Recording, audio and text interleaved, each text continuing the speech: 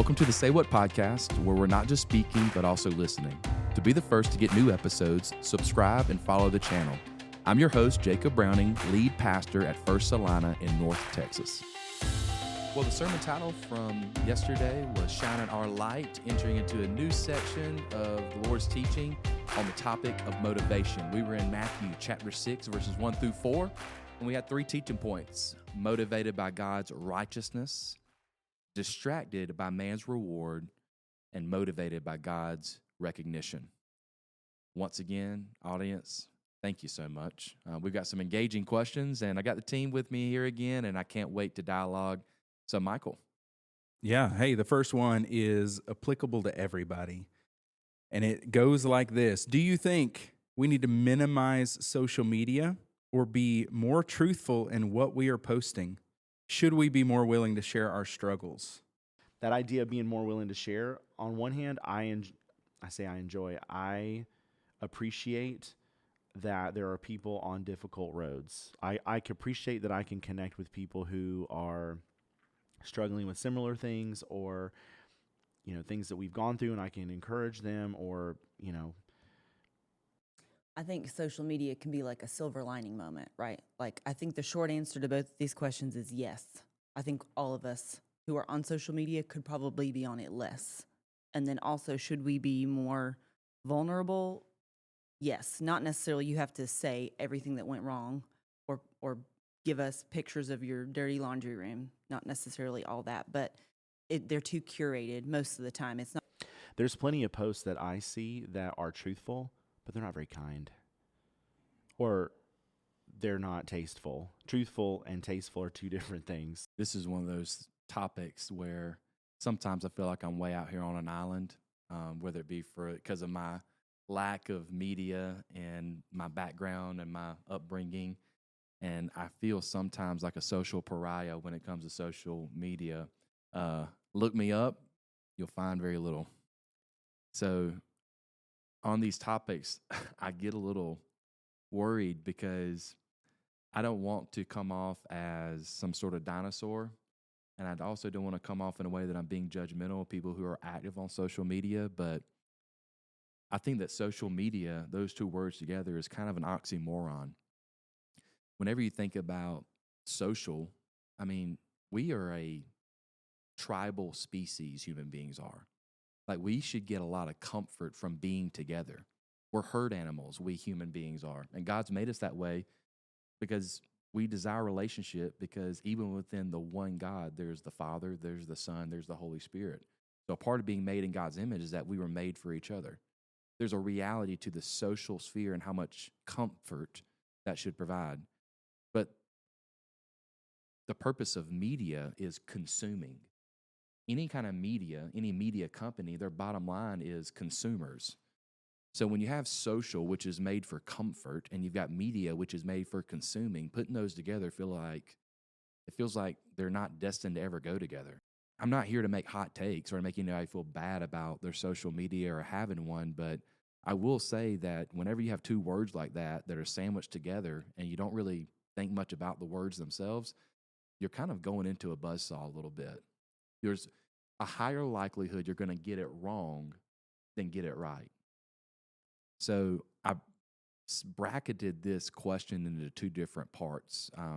The first part being, do you think we need to minimize social media? Well, if I'm going to be consistent and based off what I just said about social media, that I even believe the 2 words put together is oxymoronic, then of course I believe you should minimize that thing.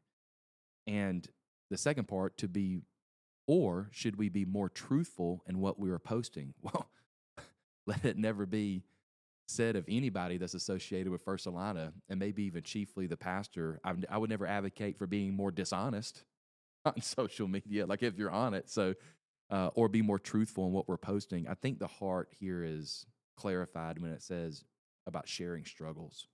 I feel like the social media craze began to heighten with the very low cost threshold for relationships. Like, even we hear people qualify friendships with, well, I have social media friends, I have Facebook friends, I have Instagram friends. And there's all it's almost like there's a separate category because friend doesn't mean friend anymore. Right. What was that? What was that great song that talked about friendship? Somebody to lean on me. The problem is that that does not in any way describe social media. But isn't that the definition of friendship? Somebody you can lean on whenever you're not strong. Yeah. We live in a day to where it's all about being keyboard warriors. That there's more people online that are ready to tear you down than to be that stronghold you lean up against. That's the worst possible place to voice your struggles. There are simply not people there online that care. All you're doing is putting out for anybody in the world to see what you're going through whenever that should be the safe space for friends. Social media will not take the place of your deep need for friendships, someone to lean on. So I would not advocate, if what you mean by being more truthful, not online, but yes, find a friend. Go to a coffee. Take your kids to the playground and let them go swing from the monkey bars and talk while you're there watching them. You know, join a club sport, join a fraternity or a sorority. Have an actual friend that you're going to look in the eye. That's where you share your struggles, not into looking into a screen and type in and out. Yeah, we're here. We'll be your friend. We'll be your friend. We have connect groups for this very reason. Come to First Celina. I think it's important for us to remember. It's kind of like social media is kind of like texting. You can't always discern the heart of the person texting. A lot of times it's read with our own bent and our own frustration or just what's happening that day. You have to be so careful and you have to be so discerning of what you put online. Therefore, you got to at a certain point go, is this worth it? And like, wouldn't it be better if I was just interacting with this person in person? Well, it goes back to you having that relationship. Even close friends that I have, that we have, you know, sometimes we text, we're like, oh, I'm not real sure what they mean by that. But if it's a total stranger, how more so is that? You Great know, point. it's always a good idea, the best idea, to trying to have those established relationships. To your point, though, I mean, it's called a platform for a reason, but I think it's another sphere of influence where we just have to be really conscientious about whatever we're sharing and whatever we're saying. I mean, it ultimately needs to be for His glory. And if it's not glorifying, then we don't need to post it. Like, I use it more of a diary of pictures of my kids than I do anything else. But I also follow a lot of people that have really cool things to say, and they are sharing that with thousands and thousands of people. I'm also really tempted to shop more than I need to because I get targeted ads, okay? So I have to be very careful of my mindset and when I just need to get off, you know? I mean, you can be very discontent very quickly if you spend a lot of time on social media, whether it's the things you want that you can't have or the things that you see that you think other people have that you want.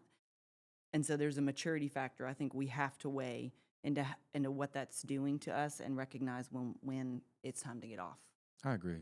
And, So- you know, I think there is a redemptive way to post about a struggle. Let's say that I am coming out of a struggle, important coming out of a struggle, not going into one or midway through one, but I'm coming out of a struggle. And I think that this struggle is probably had by more people. I want to tell them what was helpful. And let's say that I go onto that struggle and I post and I say, my good friend Michael Robbins, he shared this with me. And I'm so very grateful for my church family. I'm so very grateful for my friend.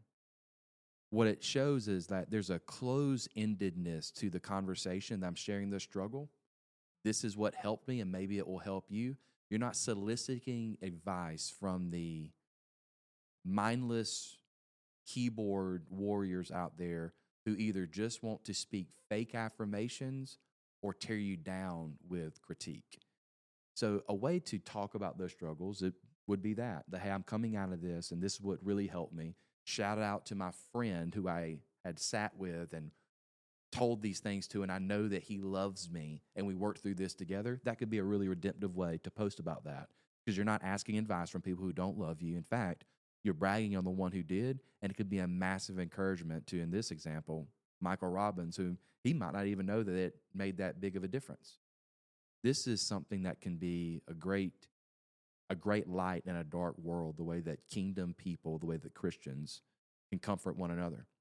I think that could be a very redemptive way to go about posting. When I think of social media, I've had social media my whole life. Like, I was on MySpace when I was in grade school. So, like, all I know my entire life, I know, I'm the only one under 30. My parents didn't know I was on MySpace. I was on there by myself. Social media has been a part of my entire life. And so, as Cody had mentioned, you see people post about struggles or things they're going through. And I think you can kind of tell their heart in it. I think there's a lot of people who will post wanting validation. But what they really need is healing.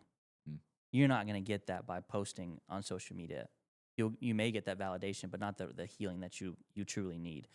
And what you need is people to walk alongside you, like what's already been said.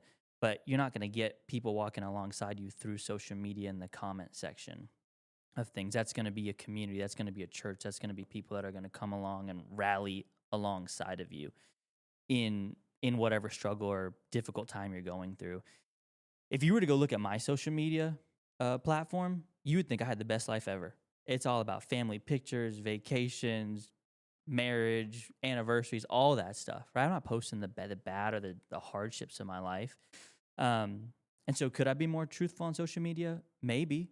But I think it would be in a way like Pastor Jacob had said of like, hey, I've been through this, and this is a way you can get through it too. The point of it is to encourage other people.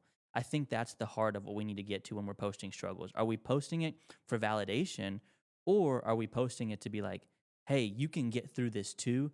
This is how I did it, and ultimately pointing to Jesus. And so I think the answer to the question is yes and yes. You could minimize social media, and yeah, you could be more truthful on social media, but it's got to be to the glory of God.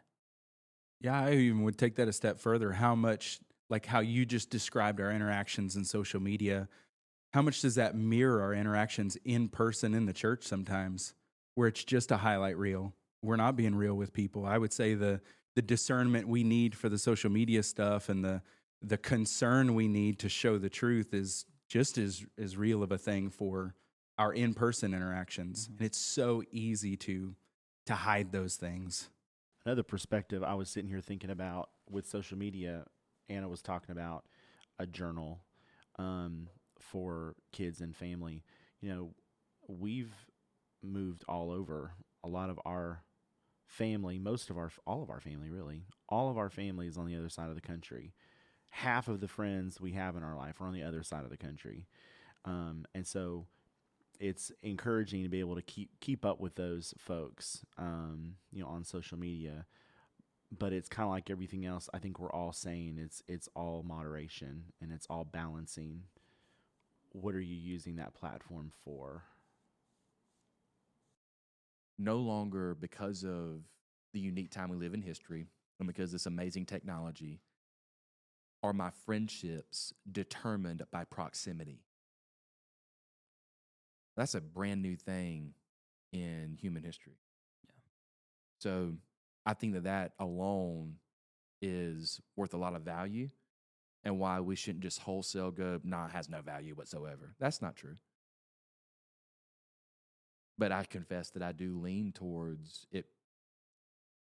I see so many people that I care about a lot that just have such a hard time navigating a healthy relationship with it.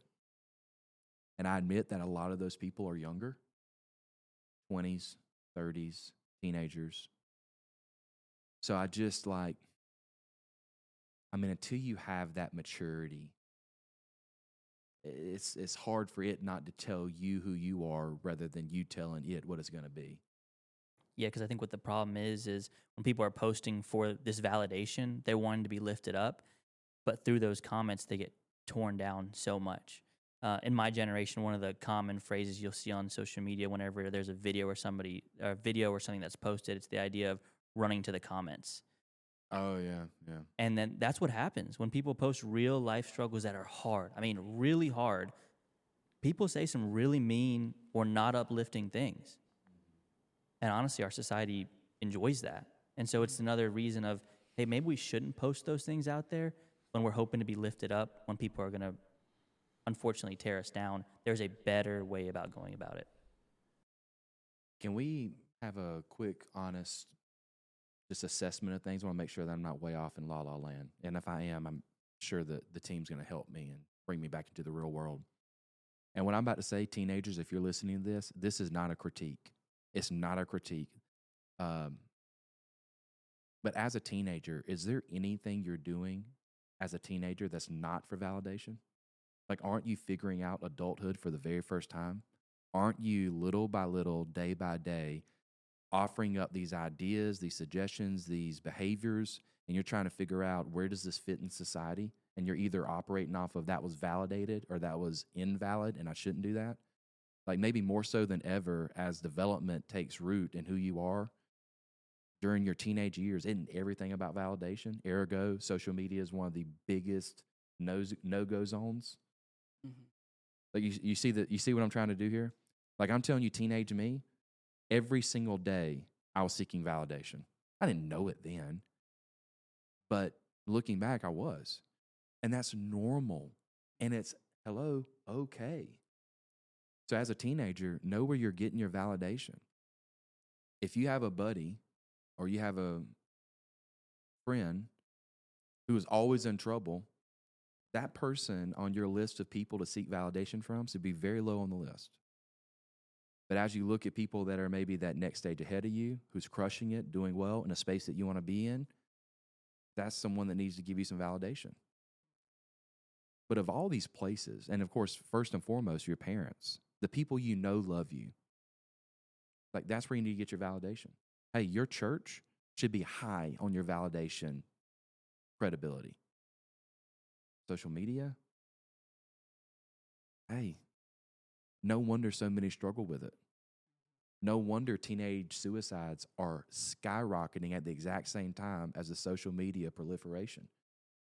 So it's not exactly something that we should just, act like it in a reality that, hey, teenagers out there, it's okay if you're seeking a lot of validation. There's only one way to realize how to be an adult, through testing. But the validation game is a dangerous game to play whenever it's with people you don't love. Social media puts you in contact with tens of thousands of people who do not love you. And they will have a lot to say about who to be, not to be. That looks good on you. That looks terrible on you. Oh, why'd you do this? You look this way. Awesome job. Don't stop. Keep going, girl. Boy, don't stop. All the stuff. But if they don't love you, don't listen. One of the great things about having this podcast is an opportunity to interact with people who ask questions.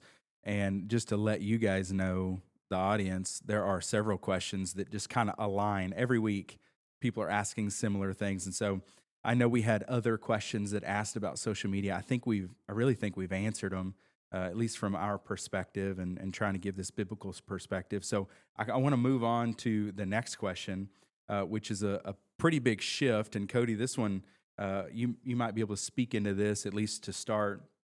But let me give the context that they give before I ask it. It says this: Matthew 5:16 calls us to let our light shine before others so that they may glorify God. And the reason they're using this verse, because it was used in the sermon on Sunday, and they say, how might this connect with the practice of worshiping in a dark sanctuary, especially when we gather with fellow believers and want a younger generation to see the joy on our faces as we praise Him? And this question kind of comes in the middle of their context. It says this: does the darkness help us focus on God in a unique way, or could it sometimes make it harder to reflect the light we're called to share? I don't know that this is a question that can be answered. It's more of a stylistic preference that can be debated, because you've got one side of the aisle that wants to walk into a room that's lit up 100% of the time. You've got another side of the aisle that isn't very comfortable in being lit up. They're not comfortable raising their hands. They're not comfortable having an intimate moment with the Lord. And really, as a worship team, I mean, that's really what we're doing. We're pointing people to Christ. Pastor Jacob, you talked about this earlier this week. That we are vertically focused, and that's what we're doing. We're pointing people upward. We're pointing people in the direction that they can have an intimate experience with the Lord in whatever way that looks like. The lights are not off. I say off, they're never off. Rarely are they off. I think the last time the lights were off in worship was Easter, actually, and that was for a dramatic effect. And often that's what we do with lights. We use lights as a tool, just like any other instrument, any other element, whether it media-driven or not. We use those things to creatively explore, creatively share the gospel. And so sometimes the lights are dim, sometimes the lights are up. A lot of times the lights will follow kind of the mood of the song. That's pretty normal. I don't know. There is a very compelling argument to have the lights turned up all the time for everything, but there's also a lot of great reasons why, it may be a good idea to turn them down a little bit and to point people to, what's happening on the stage, what's going on the screen, the words of the song that's there, drawing their attention and centering their attention in the room. This is definitely not all on Cody.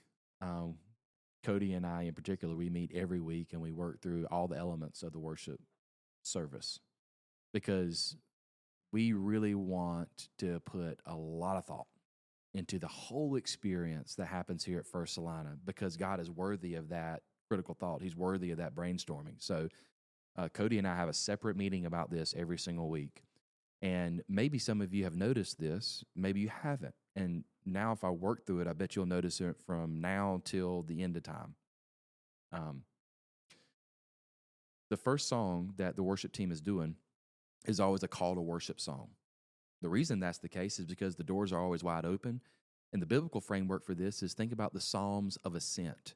So your family cohort, as you were approaching temple worship, you would be singing the Psalms of Ascent. Now, I'm sure that Google will help me on this, but if I remember right, those are Psalms 120 through 134, if I'm not mistaken. But I'm sure that anybody that has access right now to Google can tell me what exactly those Psalms are. Now, the Psalms of Ascent is because the temple is on the Temple Mount. They would be ascending, getting closer and closer, and they would be singing these songs as a family cohort traveling to do worship. That's the whole framework of our call to worship song. It's one song at the top of the hour. The doors are open. They're being sung as people are entering into the worship center. Then we want to make reference to any person that we have the honor of hosting. And that's whenever we give out our honey, that Cody does an amazing job of getting visitors to raise their hand in a room full of strangers. It's amazing your ability to do that, because you would expect that no one would want to do that. And maybe the rumors about how good the honey is out too. So however we get them here, praise Jesus, they're here. But immediately after that, there's the call to worship. The call to worship is the call for the vertical focus of the room. Again, the vertical focus of the room. God has given us a lot of land and a big building here in North Texas, and I'm grateful for that. But that worship center, that room is unique because of the vertical emphasis. We want for the people in that room to be honed in on worshiping them individually with their God. It is not about your neighbor. It's not about the person beside you. That room's not about connecting with neighbors. It's about connecting with God. That's the vertical reference. So whenever I give the call to worship, the lights go down because it creates a spotlight effect on the stage. People are now not just singing blindly these lyrics like we do to pop stars and, rock stars of old, or songs we just like the beat to, quote unquote. But we create the spotlight effect on the stage during the call to worship through singing because we want people to be focused on the lyrics, for them to be conscientious of what they're singing. And dimming the lights helps with the vertical response there. It helps to emphasize lyrics above all other things, because that's what we're doing. We're singing lyrics. They matter. Now, whenever we get up for the sermon time, because that's what comes next as we plan out the hour, maybe you haven't noticed, but they certainly do, the lights come back on. Why? Because now we're worshiping through the sermon. We got a lot of note takers at First Celina. Praise God. We've done all we can creatively to create special avenues to make new note takers through our journals. Well, you want the lights on so that you can look down at your scripture that I invite you to bring out every week and you can take notes. Cody, you said it so well. The lights are a tool to make sure that we are worshiping. If you are of the persuasion that you want the lights on all the time, there are great churches here in North Texas for you. So if that is bothering you to the degree that it's actually distracting you from connecting with God, then come and talk to us. You know, this isn't an avenue for us to speak indirectly, but hopefully an avenue to speak directly with people. I would love to talk to you about why we do that if you have more questions about it. But I just wouldn't want for someone to walk in and go, why are the lights on? Why are the lights off? Isn't Jesus the light of the world? And it's like, hey, y'all, we pastors, there's a lot of thought that goes into these things. Everything we do is planned. And there's a lot of thought that's gone into the lights, the production, the music, sermon selection, sermon series, graphic design, and all of it in the worship center is vertically driven. Go into a horizontal room, lights are going to be on 100% of the time because that's where you connect with other people. And horizontal rooms called connect groups. It made me think, so if Cody were to tell me he had a special date night planned for us, which we are married, by the way, if y'all don't already know that, there's a couple restaurants that I can think of that I would assume he's probably planning to take me to. None of them are Whataburger, right? With all the lights up and Doesn't make all the the list, busy, man. like that would be disappointing, right? But when we We're going walk to in, Whataburger tonight. I have a coupon. When we walk in though, and there's a candle on the table, the ambience is different. Like everything about that mood and that atmosphere is so that he and I could focus on each other. We're not bringing the kids. Naturally, we have fewer distractions because there's intentionality around that space. And that's how I feel like it is with worship, right? Like there's a lot of intentionality, like the two of you have just shared so well. He's not taking me to a dimly lit restaurant to hide me so that people don't know that I'm with him. He's doing it because he cares, and there's a lot. We want to encourage each other to be able to focus on each other. Yeah. Once again, everybody, if you're trying to make connections in the worship center, it's not unique to First Celina. It's the design of every church you go to. I would even argue almost cross-denominationally. The worship center is not where you build relationships. So if the light is not about spiritual things, but about relational things, what relationship? It's not each other. It's your relationship with God. So it would be a very low bar on yourself if you thought, if I smile today while I'm singing a song, then that means I connected with the next generation. It's like, I'm sorry, that's probably the same person that says that my way of sharing the gospel is holding the door for someone. Well, I'm very sorry. Opening the door for someone does not get to the resurrection. And it's just a huge leap there. Like exactly 0 times have you done a kind act for someone and the person go, you know what? The tomb was empty on the 3rd day. You see what I'm saying? Like it's just that, like Christians will spiritualize everything. And hey, it's not always about the spiritual things, but it is always about the relational things. And what that room designed for relationally is not each other, it's for you and God. So then what is dimming the house lights? Because it's not all lights. It's to focus on the lyrics. It's so that you would be bold enough if you're not a singer. And not everybody is. Most men aren't, I'll be honest. But I bet if we turned those lights off and a man was moved by the lyrics they began to read, at least they'll start moving their lips. Here's how confident I am. I watch it every week. Turn those lights up, the ones with beards won't be singing. Mm-hmm.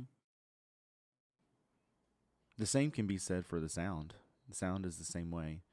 You know, we keep everything at safe levels. It's the decibel reading is well below where, you know, it needs to be. But the same argument can be made for a little bit of a louder room, just because more people are going to be more likely to be comfortable, especially lost people, and that's who we want in our church. The lost person or the person far from God, those people who are coming in and maybe new believers, they're going to be a little more comfortable actually interacting and participating. If maybe it's a little bit dimmer, maybe it's a little bit louder, they're going to be more likely to participate. Mm-hmm.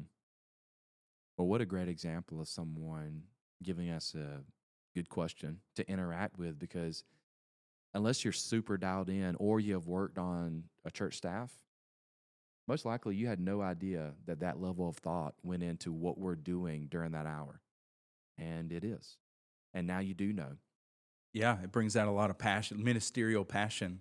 My challenge to the person that asked this question, again, this is a good question. My challenge to you, anybody who struggles understanding the methodology of any of our ministries, is go serve in those ministries. Because I promise, if you're in there and you're serving and you're helping us, we're going to tell you why we're doing what we're doing. You will understand to the nth degree why it is that we're doing what we're doing. So that would be my encouragement. So that brings us to our final question today. And on your sheet, it just says Michael's surprise. I didn't bring anything for you. I have nothing, no gifts to offer. But I wanted us to interact with this live. On Sunday, Pastor Jacob, you told a parable, right? Was that something you created? Yes. Like you made it up, you didn't get it from somewhere? Mm-mm. Well, it was a really good story. And a parable is just a story that just illustrates a spiritual point. And Jacob used this. It was such a great summary of the sermon and the passages that we were going over. And it finally hit home for me as I watched people for years in Scripture. And I get so frustrated when people get to hear these parables, these stories from Jesus that have such depth, a spiritual depth to them. And you get frustrated because all the time you see in Scripture, they leave and then they just stop thinking about it. And that's what makes parables great. It's the more time you spend with them, especially the parables from Jesus, the more time you spend with them, the more depth you see, the more spiritual lessons you learn. And so I actually just want us to kind of interact with this live. I know you guys didn't know this was coming. I want us to listen to the parable and kind of talk about it. So here it is. There was once a little boy who loved to get the attention of people. You might know this little boy. But there was once a little boy. He loved getting the attention of people. He loved their praise. And in the neighborhood, he loved when all the other kids paid him attention. But one day, he had done his last trick, and he had told his last joke. And the neighborhood kids, they didn't pay attention to him anymore. Well, while his father was away at work, for his father had given him so much, he went and looked for things in the house to give as gifts so the young boys in the neighborhood would pay him more attention. He began with the toys that he didn't play with. And that didn't really work so well. But then he started giving away the toys that he really liked. And that really worked. All the neighborhood kids were so happy to get the toys that were purchased by his father. In fact, they were so happy they threw a little mini neighborhood parade in his honor. And that parade was interrupted when his dad came home, and his dad interrupted the festivities, and deeply disappointed, the father said, and it's on the screen, "You earned nothing. You gave for vanity and praise." You earned nothing. You gave for vanity and praise. So I asked the question, or pardon me. So I began the parable by teeing up this little boy who wants attention. And then I asked, maybe you know this little boy. I was doing that not for you to get the thing external, because I'd already said this little boy who wants attention. I was hoping that the open heart would do exactly what Cody confessed that he did, was the little boy was me. This isn't something I ever did when I was young, but what little boy, what little girl, it's not a gender thing. It's just a child. Doesn't want attention. I know exactly 0 kids that want that. I know 0 kids who have no desire for attention. What I was trying to do at the opener of that was to get people's attention by hopefully connecting some relatability to the little boy just by knowing one attribute that they craved attention. So the thing that really struck me when I listened to it this morning, I always listen to the sermon again when I'm trying to interact with these questions, and the thing that really stood out to me was that final statement from the father of when he just said, "You earned nothing." He did all of these things, and it just took me to my life and all the effort and time and priorities that I have set and done to make myself happy, and there was no payoff. Like, what a waste. And I think about the opposite way when I do any of those things for the Lord, and the payoff is so life-altering. My wife and I talk about this all the time. You know, when you're on a date, like you talked about earlier, Anna, we typically talk about 2 things, our kids and like where we've been the last many years. My wife and I have been married for 16 years, and we still do this every time we go out on a date. And sometimes when we take stock of our lives and we think about the little things that we made conscious decisions to do that were God-focused, and the payoff of those things to bring us where we are today is just, it always amazes us. And we sit there on these dates and just think and ponder like, man, God is so good to us.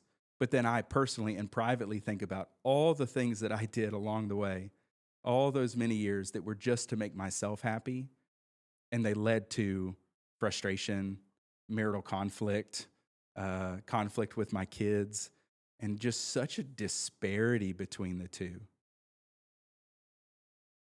I think it's funny that he didn't purchase any of the things himself, but he still gave away the bad ones first. Mm-hmm. It didn't cost him anything to give away the good ones, but Mhm. we all prioritize that when we're weighing out decisions, right? The least resistance is always our first option that we tend to go for. That makes me so very grateful because to hear you say that, Anna, because the thing about a parable is that you don't waste lines in a parable. It's supposed to be a very short, pithy, repeatable story that hones in on spiritual teachings, and each line should hit a different level. Mm-hmm. Like a parable, a good parable is an attempt to do that. And I'm certainly not saying this is a good parable. It's very honoring, Michael, that you want to talk about it more. Thank you. But I appreciate you bringing that up, because what I was thinking about was the first thing that we offer up to the Lord is normally the thing that costs us personally the least. Mm-hmm. The first thing that we tend to offer up our neighbor, who, you know, we're trying to love as ourselves, is actually the thing that's easiest. Mm-hmm. All right, so I believe that we have 3 things that are always up under our stewardship: our time, our talent, and our treasure. And it's very easy to give people the leftovers. So the toys that the boy doesn't play with anymore are symbolic of the things easiest for us to give up when it comes to time, talent, and treasure, the leftovers of those. But we all know that if your relationships are all built on the leftovers, those are normally temporary relationship or marginal relationships.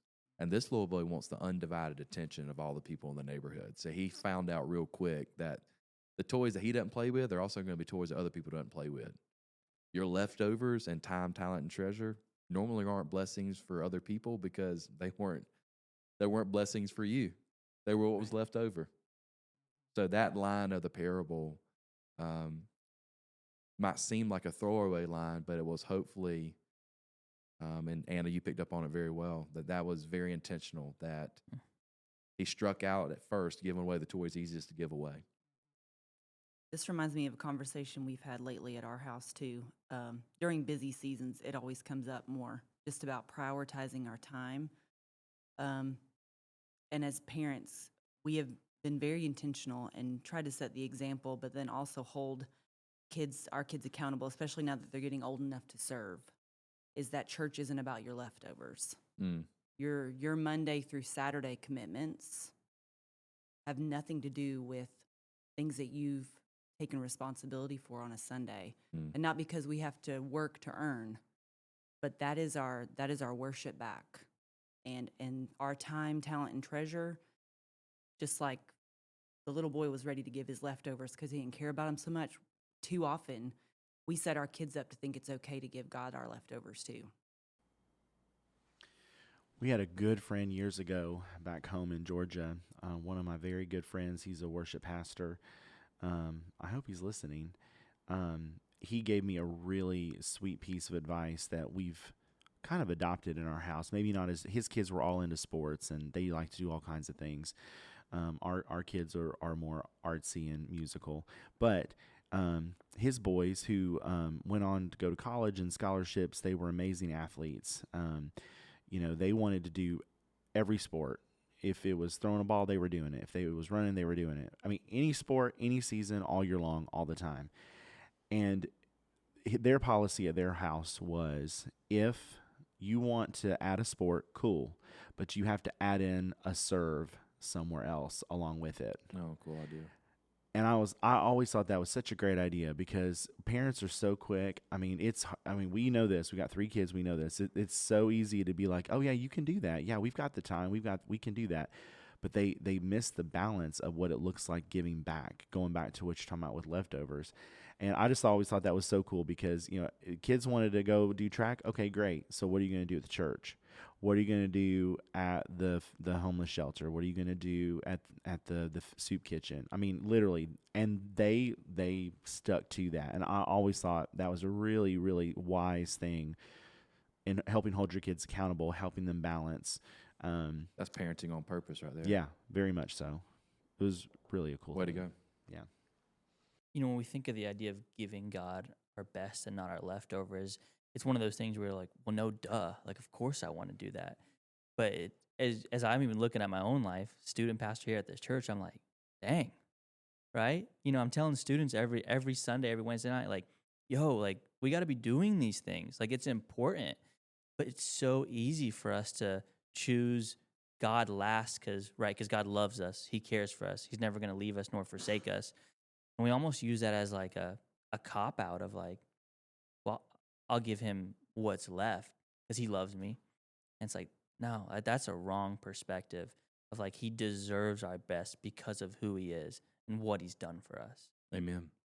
So there's both a theological and an anthropological reality to this that, most people love the idea of, yeah, hey, God deserves my best. But don't forget who got the toys, the neighbor. So it's, does your neighbor get your best? This is insisting upon not just loving the Lord your God with all your heart, mind, and soul, but loving your neighbor as yourself. Right. All of the sermon series will build on itself. So don't forget that. And there was another thing, too, in here that I don't want you to, listener, team, don't feel as though my feelings are hurt if every little nuance isn't caught, okay? But before he gave the toys he didn't want to give them, he had told his last joke and he had done his last trick. Normally, with our behavior, what we'll first try to do is do all things within our power before we get things from outside of us. Because don't forget, the toys were given to him from whom? His father. So he had told his last trick and his last joke. It's supposed to put yourself in the mindset of is that, okay, the little boy is really at the end of himself, and he realizes that I'm going to have to borrow from something to give.